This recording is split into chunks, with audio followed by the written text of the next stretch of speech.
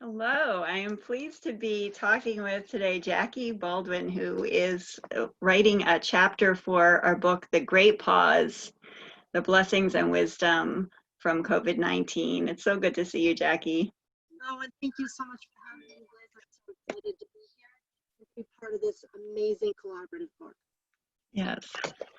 So I'd like to know just a little bit about you for our listeners. Could you share a little bit about your work, where you live, and how you were affected by COVID-19? Absolutely. So I am a financial advisor with B&L Financial Architects, and I've been in the financial business, the financial world for 34 years, so a long time. Seen a lot of ups and downs through that as well. I have two beautiful adult boys, and I live in Middletown, Connecticut with my two dogs and my two cats.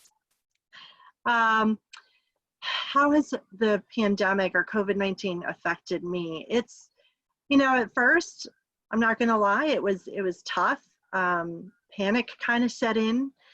Being a financial advisor and watching the market drop so precipitously. Now, I knew that my clients were positioned well, but it still gives you that gut kick in the, in the gut. And then worrying about my clients, about whether they had jobs and, how were they going to be? Did I need to step in and help them through that process? So, I went into that caretaker role very quickly and called everybody to make sure they were in good shape. I found once I did that and everybody was really in good shape, all of a sudden it hit me. I hit a wall. And it was about Easter. Actually, it was Easter day. I sobbed the entire day. It became overwhelming to me.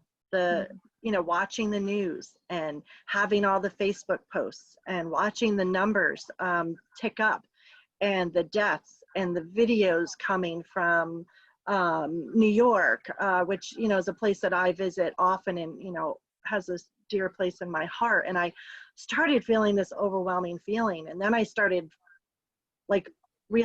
focusing on the losses that I had incurred and things like that. And all of a sudden I found myself sobbing all that day.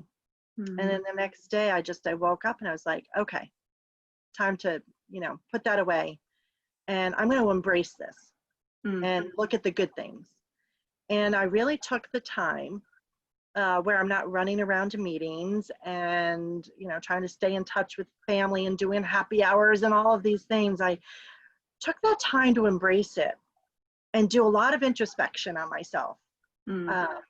I had some personal demons and things that I needed to take the time to address once and for all.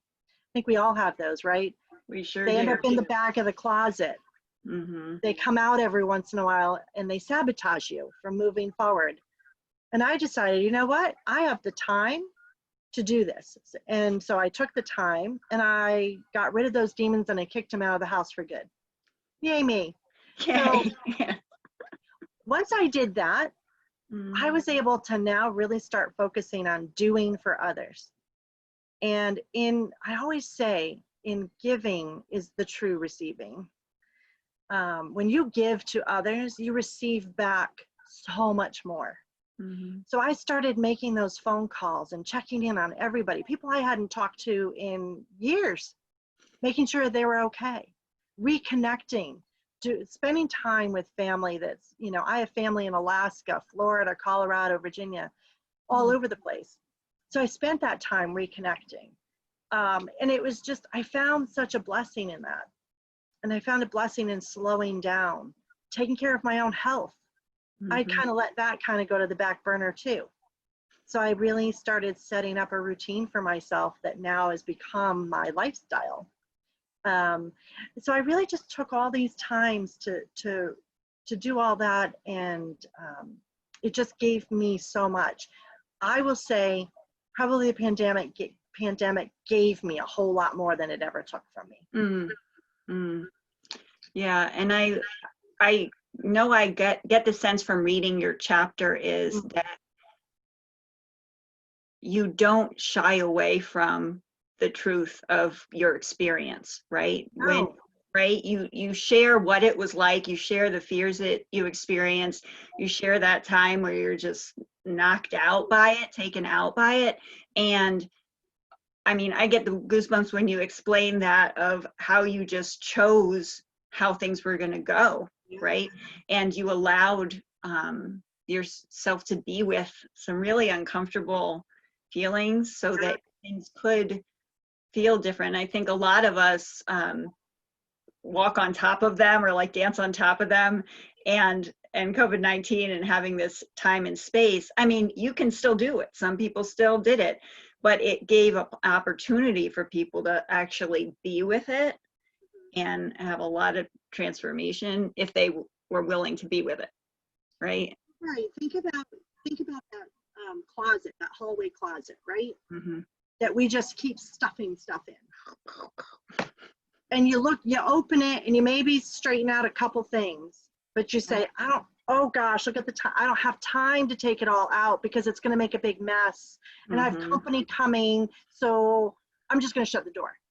Well, that's how I really started to look at these demons that I had to address.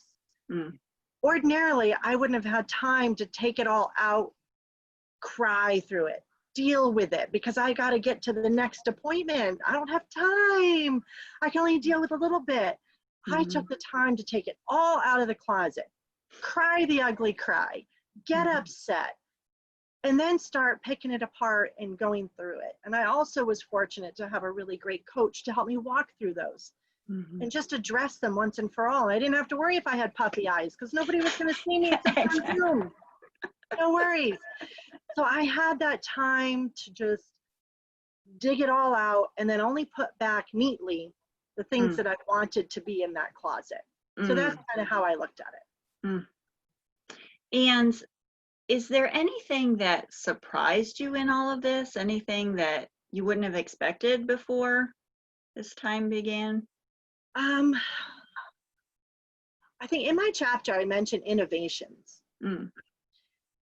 And yes, we've seen, the iPhone and internet and things like that. But those are not, those are things that have been developing over time. When I talk about innovations, I'm talking about when there's this tremendous need and we need to quickly pivot to doing something else. And I remember, they always talk about the greatest generation, which is World War II.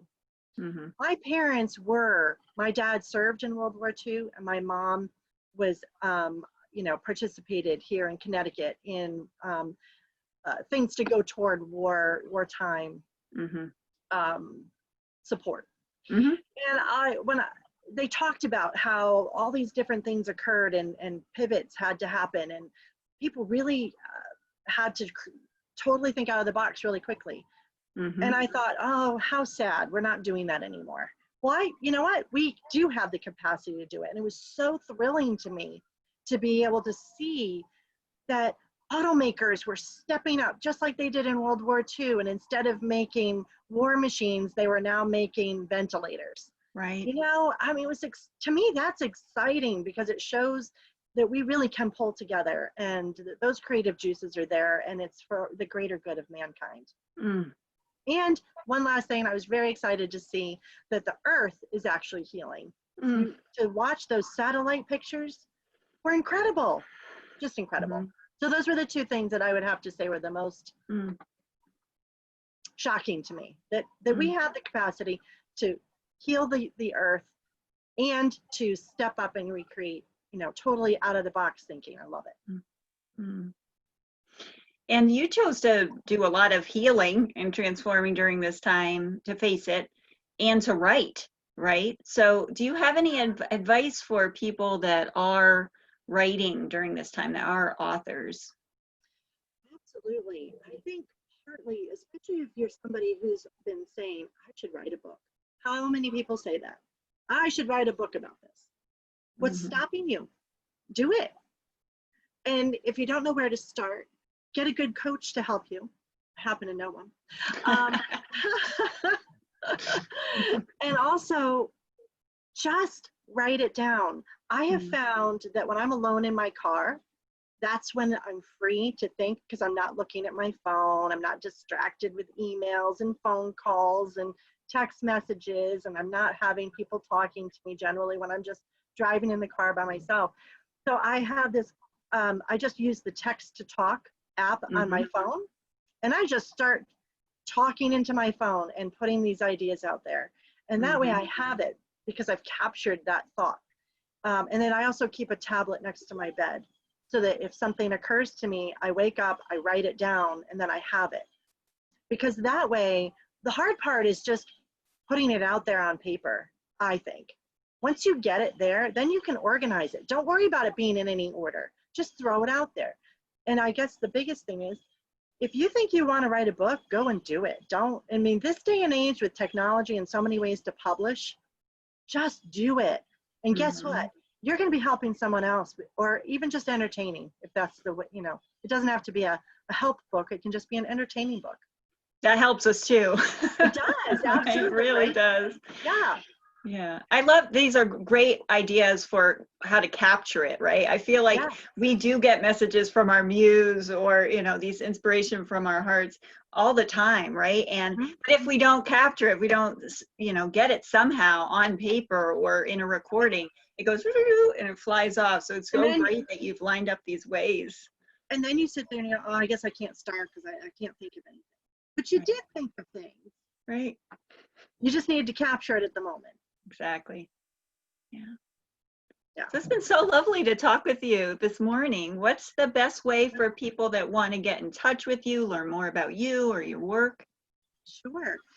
I have a very holistic financial planning process. And with that, I want to ensure that you have financial health. And so I am offering, for those of anybody that's listening to this message, to reach out to me, and I will provide a complimentary financial wellness check. Just like you go for a physical to make sure that you're all set, and if anything needs tweaking, you just take care of it before it becomes into something big. I do the same thing with your financial health. So just reach on out, we'll go through it, make sure you're in good shape. If there's something that we can help and improve your health, happy to help you with that as well. Best way to reach me probably is my cell phone number, 860-500-0051. I've turned that into my business line. I have it with me all the time, and I want to be accessible to my clients. Perfect. Thank you, Jackie. It was great to talk with you this morning. Thank you.